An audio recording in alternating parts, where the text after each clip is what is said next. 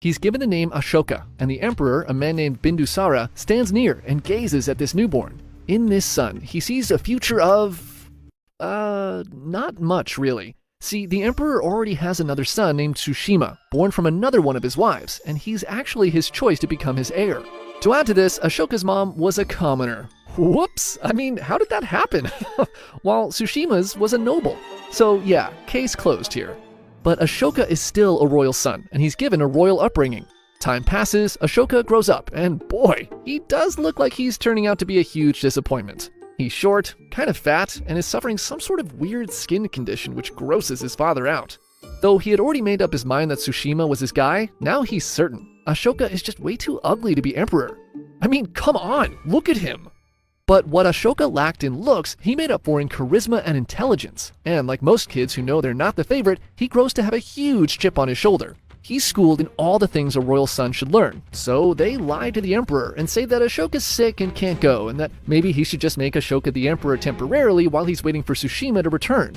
The emperor's like, "Did I fucking stutter?" At which point, legend says Ashoka proclaims, "If the throne is rightfully mine, the gods will crown me as the next emperor."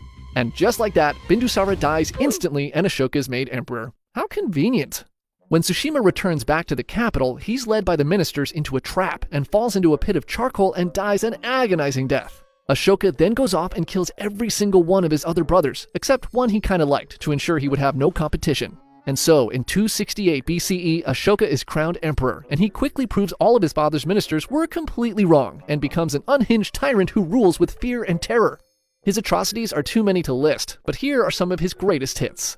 He once gave his ministers the impossible task to cut down every flowering or fruiting tree, and when they failed, he chopped off all their heads himself. Oh my god, we should have totally gone with Tsushima. This other time, and once he's of age, his father begins to send him out to govern parts of his kingdom and to quell rebellions. Ashoka's first assignment was to govern the area of Ujjain, where he proved to be a master of governmental policy. And later, he was put in charge of quelling rebellions in Taxila, where he demonstrates a natural ability to command a military. It becomes obvious that Ashoka is talented enough to rule the empire, and this doesn't go unnoticed by the emperor's ministers. They try to tell the emperor, but their opinions don't really matter, because Bindusara had already made up his mind. Tsushima was to be his heir. But in 273 BCE, the emperor falls ill and is quickly on his deathbed. Tsushima is off fighting a rebellion, so he sends for him to return home quickly so he can be crowned emperor. But by this point in time, the ministers have decided they like Ashoka way better. They think Tsushima is a spoiled brat, and they've watched Ashoka kill it, both governing and on the battlefield.